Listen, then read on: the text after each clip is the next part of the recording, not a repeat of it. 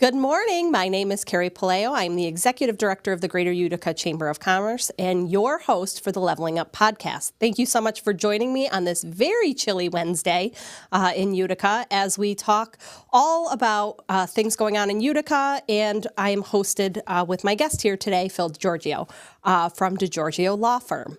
First up, I want to talk about our next business after hours. It is on Wednesday, February 16th at the Kelberman Center at the Link at Hage House, a brand new, beautiful facility. So we hope you register and join us for that event. We're lucky that the Kelberman Center is one of our brand new platinum investors with the Chamber. So we hope you all come out and support that event.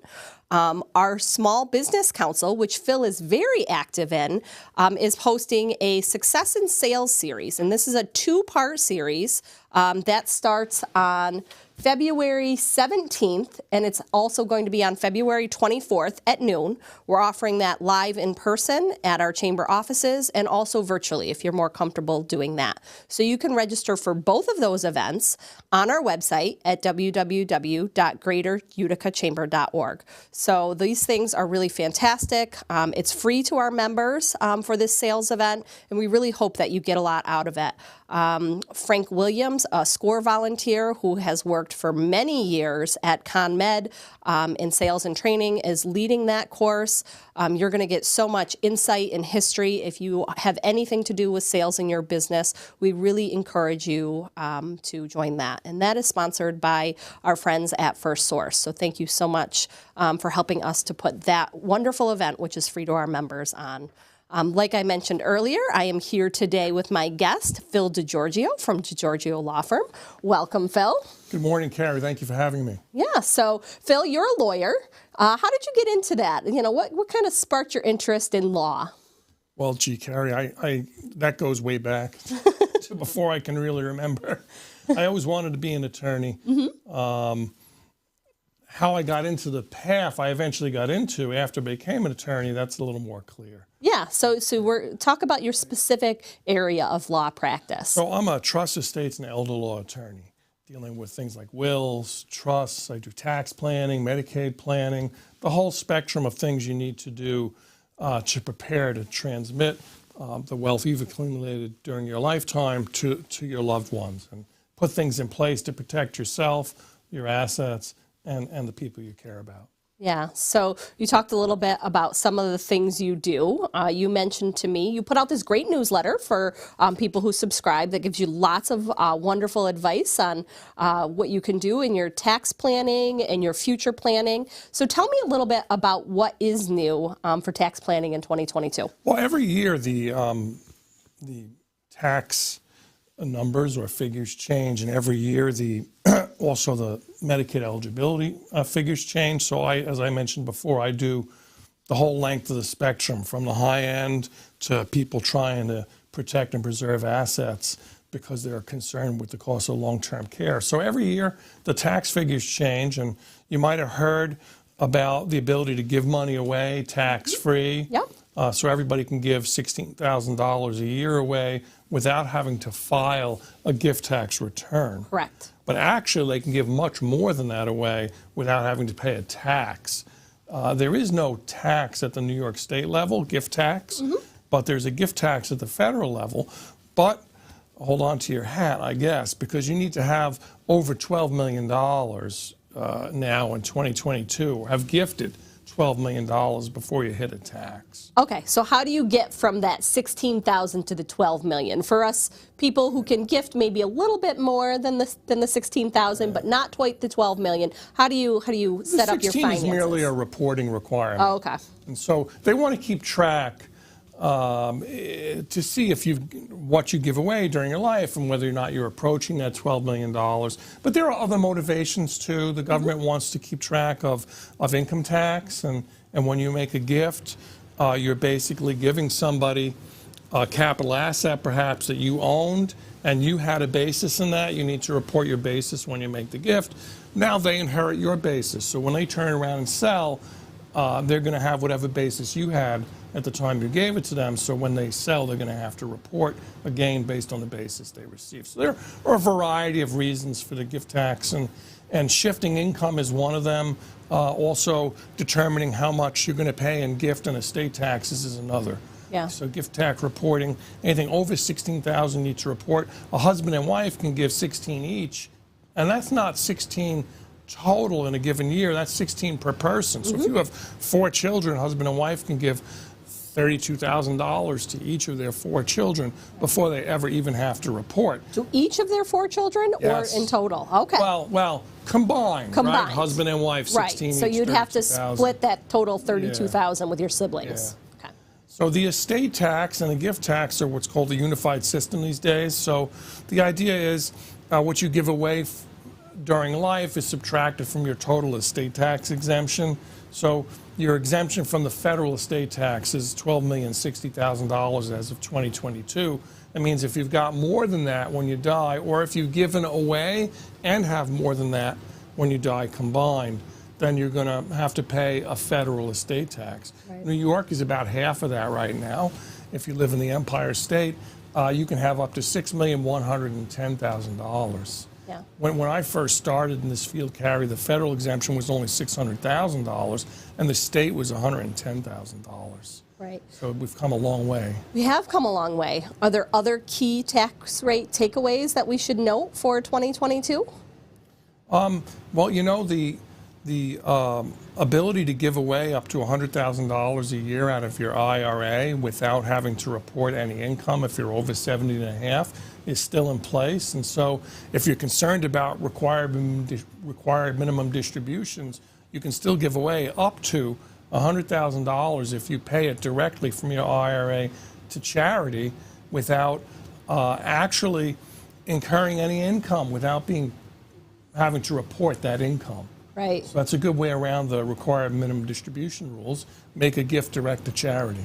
Perfect. And we should always be giving to charity, and we're such a generous and, one of the great things about living in Utica is the generosity of the citizens. Do you have any charities that you tend to favor?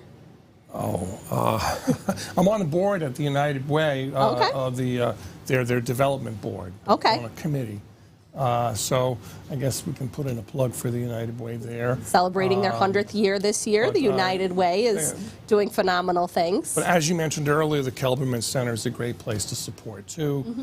I know they do a lot of work with autism, and I think that's another very worthy cause. There are lots of worthy charitable causes out there. Great. And if people have questions about charitable planning and charitable giving, I'm happy to answer those questions. There are lots of thoughtful ways, tax-efficient ways to make charitable gifts. Right. And so we wanted to talk a little bit about the Medicaid rules and eligibility and, the changes to, the tax rates and protecting money for when you are, getting into your older years. Tell us a little bit about what has changed there and what's going on. So Medicaid is very different from Medicare, right? So everybody's familiar with Medicare, I assume. Once you turn 65, you're entitled to certain support from the government from a health standpoint. And that is age-based as opposed to needs-based, right? You don't have to qualify financially for Medicare. You go to the hospital and Medicare is going to pick up a significant portion of the bill. You go to your doctor's appointments, as long as you're using a Medicare provider, they're going to pick up a significant portion of your bill and so on in terms of your health care needs. But when it comes to long-term care, an extended stay in a nursing home or an extended stay at home, Medicare pays a very limited portion of that, and for a very limited period of time. Mm-hmm. You can get up to 100 days of coverage in a nursing home per illness. So if you fall down and break your hip and you're admitted to the hospital and you have some surgery and you're released and you need some rehab and your rehab is only 60 days, theoretically that 60 days could be covered as long as you meet certain other requirements along the way by Medicare. Okay. Once you get beyond 100 days, for a given illness, or even sometimes before that, they'll cut you off if they don't think you're progressing properly, and if they think your care is primarily custodial as opposed to skilled nursing care. Correct. They'll cut you off sooner. In the home, if you're released to home, it's 60 days. They'll pay up to 60 days for home care people to come in and provide skilled nursing assistance. Once you get beyond that, you're kind of on your own. You need to come either out of pocket or have insurance. And so how can you plan for these scenarios? Well, one thing you can do is you can purchase long-term care insurance. I don't sell any of that, so I'm not touting the product, but you can purchase long-term care insurance. In fact, you can purchase life insurance, or you can get a hybrid policy that's part long-term care, part life insurance, or you can get a life insurance policy that has a significant cash value that you can use to help defer the cost of long-term care. In fact, even wealthy people sometimes will use life insurance as a hedge against long-term care so that they don't have to dip into their own personal pockets Right. if they have this cash reservoir that they can access. Right. If you don't have that, if you have enough money set aside or you have significant income, you'll be self-insuring, paying out of your own pocket. But for most of the population, most of us can't afford $15,000 a month, 12 months a year for a couple of years. Your life savings can be eaten away at very quickly there. And it's not just individuals we're concerned about. People are married, they have spouses, they have children, and you'll have nothing left to leave to your family or your spouse. So you need to be very careful. Medicaid is the third way to pay for long-term care, but Medicaid, unlike Medicare, is needs-based. Yeah. You need to qualify financially. And currently, you need to spend your resources down, your non-exempt resources, to $16,800 to qualify for Medicaid if you're an individual applying for Medicaid. Yeah. So let's flip the script a little bit here. Tell me a little bit about what is the difference between a will and a trust. You know, if you're going through estate planning, you have several different options, and these are two of them. If somebody's trying to decide between which way to go, how do you direct them? Well, that's a great question, Carrie. It's cheaper to get a will prepared for you in most cases than to prepare a trust, but it's more expensive to administer a will than it is to administer a trust in general. Not always, there are always exceptions, but in general. So a will needs to be offered to the court for validation. In New York, we call it probate. You need to have your will probated. So you'll have a will prepared. Your will dispose of assets that are in your individual name for whom no beneficiary is named. And you'll probate the will, and the judge will admit the will to probate and will appoint your executor, who you've named presumably in your will. If you don't have a will, you're not avoiding the probate process. Instead, you have what's called an administration.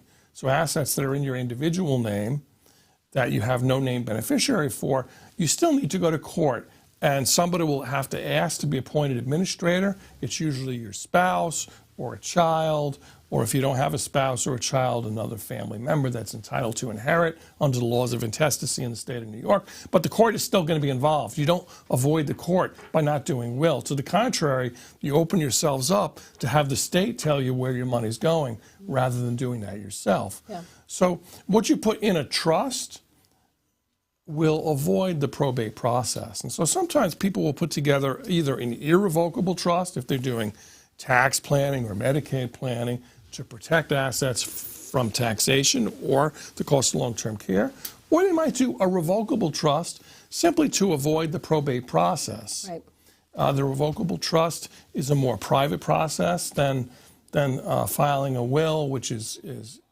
a public record. Also, your heirs at law have an opportunity to complain if they've been left out of your will, and it's easier. All you have to do is refuse to sign what's called a waiver, and now you have a day in court. Right. And it kind of slows up the process of probating your will and increases the cost. So some people, for privacy reasons, for cost reasons, to reduce the risk of litigation, will choose to avoid probate by using a revocable trust. Is the revocable trust the only way to avoid probate? No, there are other things you can do. You can give everything away while you're alive, then you're not going to have any probate. You can name beneficiaries, but that can be complex. If you have beneficiaries that are minors, or if you have beneficiaries that are incapacitated, or maybe they're spendthrifts, or you're afraid of creditors, maybe you don't want to simply name them as the beneficiary outright, because that creates problems. And so if you're dealing with a client that's really not sure which way to go, what would you advise them? Well, I'd ask them to come in and let me know what their assets were, what their resources were, and what their health was, and what their objectives are. And once we know what their planning objectives are, their goals are, we can decide, okay, is a trust the right fit for you, or do we just want to go with a simple will? Do we just want to name beneficiaries on our bank accounts? You know, what's most appropriate for the person coming in? Yeah, so it's not a one-fits-all. It's really not. You know, different strokes for different folks. If you've got a child with special needs, you're really going to want to do some kind of planning rather than have them inherit assets directly and maybe lose their public benefits as a result of that. If you have a minor child, you're better off creating a minor's trust than having to go to court to have a guardian appointed for that child. Same is true for any incapacitated beneficiary. Yeah, so absolutely. Trusts are very useful entities, and they shouldn't be a big mystery. And I'm happy to look at everybody's personal needs to decide whether or not a trust is appropriate. Yeah, because it's such a complex and very personal issue. It's very, stressful and hard for some people to talk about money and talking about planning, for the future, especially because, it's a very uncomfortable situation. It's not something that people really want to think about. So in what ways do you, kind of help to humanize the situation and get people comfortable thinking about their future, thinking about making decisions now for when they can't make decisions, whether it's, a health reason and Medicaid has to come in and you have to plan for that situation, or, of course, in the event of death. Well, you raised an excellent point. So the best time to plan is while you're alive. You don't want to wait till you're gone. And we put things in place called advance directives that help us plan. Things like a healthcare proxy or a power of attorney, for example. A power of attorney is an excellent planning tool that will allow your attorney, in fact, to make decisions for you regarding financial assets, even after you're unable to do so yourself. And it's a very cheap document, relatively speaking. And if you put that in place, you can avoid the need for a guardianship. If you become incapacitated and can't pay your bills and you don't have an attorney, in fact, you're going to need a court-appointed guardian to make decisions for you, to decide where you're going to live, if you're going to go to a nursing home, how your bills are going to be paid, what assets to liquidate and when in order to pay bills. You would much prefer, most people would much prefer to pick and choose who's going to make those decisions for them. And a guardianship is very expensive, it's invasive, and it takes away a lot of your personal rights to make decisions yourself, whereas just appointing someone a power of attorney doesn't really do that. Yeah, and so when's, a good age to start thinking about this process and planning for your future like this? Really, any time is a good time. We all go through different phases in life. We get married, we buy a home, we have children, we have grandchildren. So it's something you should constantly reevaluate. You should be looking at it every couple of years. It's true, because our needs change. And you should do what you can to protect what you have. Probably one of the most common things for a person to own is a home, right? So if you have a home, you're going to want to protect and preserve that home.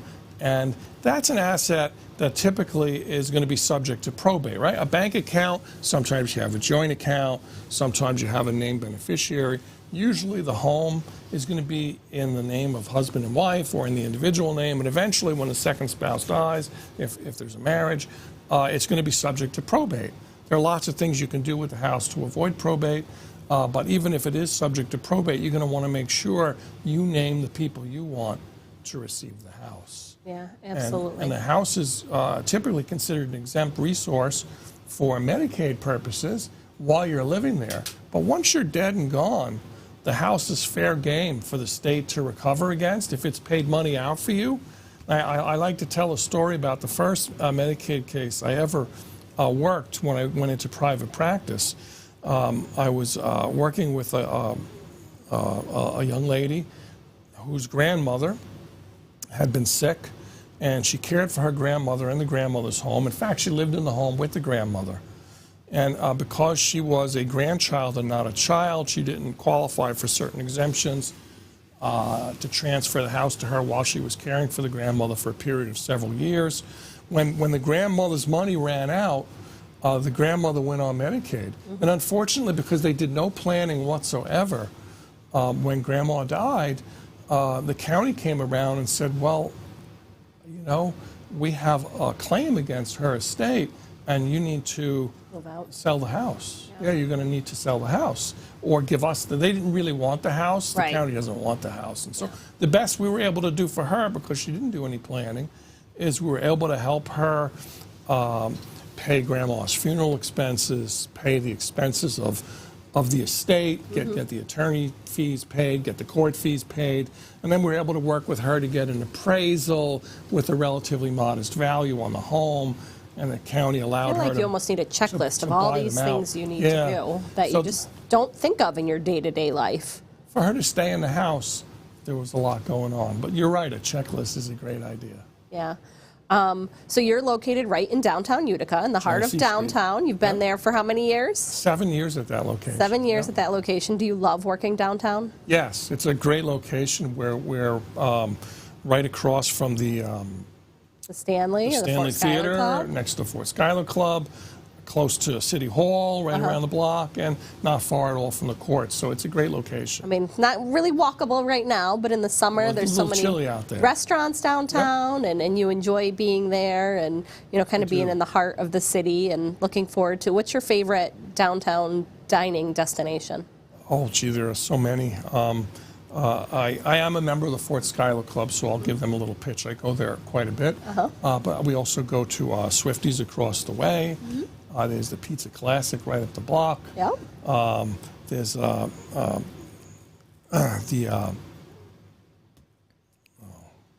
so many places. So many places. Yeah. So a lot of these things that you covered, you send out in your newsletter. I mentioned it earlier. How do people get signed up for that if they're interested in learning more about this in the future? Send us an email or give us a call or go on our website. There's a landing page and request a newsletter, and we'll put you on the list. We also do some workshops, which people are welcome to attend. Those workshops are usually outlined in the newsletter. We also announce them on your website. All right, fantastic. We put them on the calendar and in the member mentions, and also on the Chamber's calendar. So a lot of great places to find all of this information. So, Phil, if you could tell me, you know, kind of just in one sentence, how would you sum up estate planning? Oh, that's easy, Carrie. You can't take it with you, but if you plan properly, you can decide where it goes. Yeah, so that's kind of your motto that you work by. So if you have questions, you know, that we haven't covered, is there anything that we haven't covered that I didn't ask that you feel like we need to, you know, get to? If there is, I would be happy to take questions from anybody in a private consultation. Yeah, so I hope you enjoyed us here today. Like I mentioned, Phil is an active member of our Small Business Council. Our council meetings are open to all of our members. Not only do we have small business, we have government affairs and economic development, publicity and events, and membership. So these are all great ways to get involved with the Chamber. The Small Business Council is planning that sales seminar that I talked about at the beginning of the podcast episode, and we'll drop links for registration for all that and below. If you're listening online, we did pop up DiGiorgioLaw.com is your website where you can go and get information on how to sign up for Phil's newsletters and find out more information, and he'd be happy to have a private consultation with you. We hope that you learned a little bit today. Take care. Next week, our guest is Alan Least from Strategic Financial Services, and we hope you stay warm, Utica. Take care.